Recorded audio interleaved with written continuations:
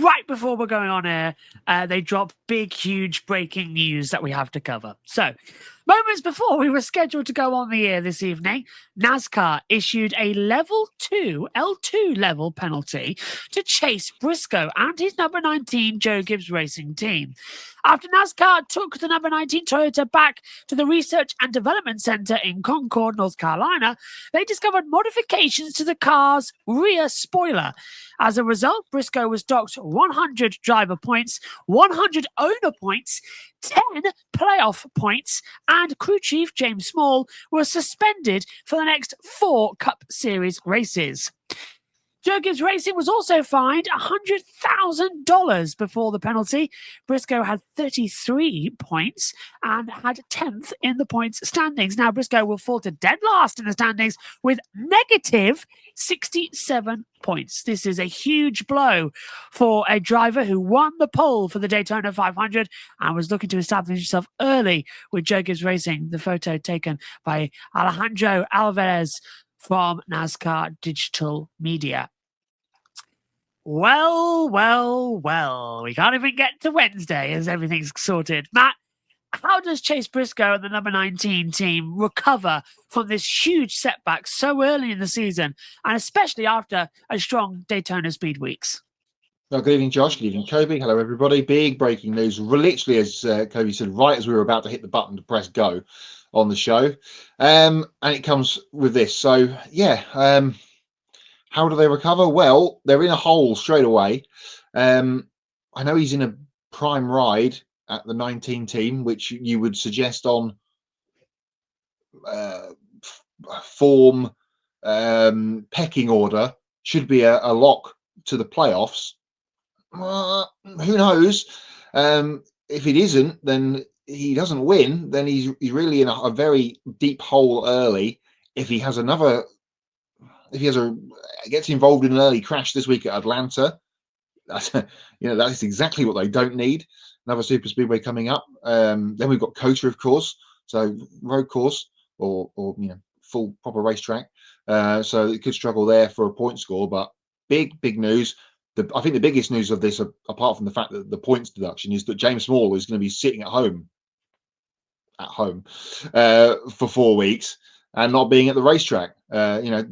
Gives them very much less time to gel this new combination of crew chief driver. That could take a severe hit that we won't see immediately, but we may see rolling through the spring and into the summer. So real big penalty for the 19 team, the pole winning car, as you said, to be really in the hole this early in the season in terms of the point score. What was it, minus 67 or 87, whatever it was you said? So 67. So big news. We combined have got more points in the Cup Series this year than Chase Briscoe. Yeah, it's quite funny, isn't it, if we entered right now? Minus 67 is a huge way to come back from. Also, Todd Gilliland and FRM number 34 team and Cody Ware and the RWR number 51 team have been docked 10 points for ballast not in the proper ballast containers for pre-qualifying tech. So we're going to keep an eye on that as we go. Bob Potcrass reporting that the spoiler modification on the Briscoe car was to the spoiler base, where the spoiler base bolts to the deck lid and had been modified. And of course, the spoiler base is a single source part as well.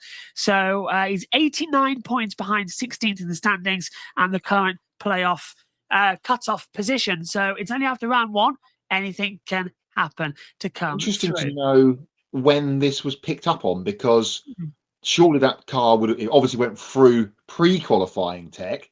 Yeah. Then surely it must have gone through another tech. At some point, there would have been 1 or 2 of the guys in tech gone, look at this, but don't tell them that this is not right. Well, because surely if they had all that time to get it fixed, if it had happened, or if it's been modified, that's a loose term to something wasn't right. So is it a finger trouble problem, let's say, or they've actually done something a bit naughty? But at some point, surely they would have been told that this, if it was pre the start of the race on Sunday. Interesting to see if that ever comes out, when it was actually picked up on. Interesting to note, of course, that it was his for the Daytona 500, his third pole in a 145 Cup Series start, second pole in 9 races at Daytona. Lap time was 49.249, speed 182.745 mile per hour. But crucially, of course, it was Toyota's first pole position at the Daytona 500 in 18 attempts since they joined in 2007 with Michael Waltrip as well. So it's sort of tainted now, isn't it? If they knew before coming into it, because that's run qualifying, it's run the duels at Daytona, it's run the 500, and you sort of go, well, Toyota have had a pole, but there's a big. Is there an asterisk there now, Matt?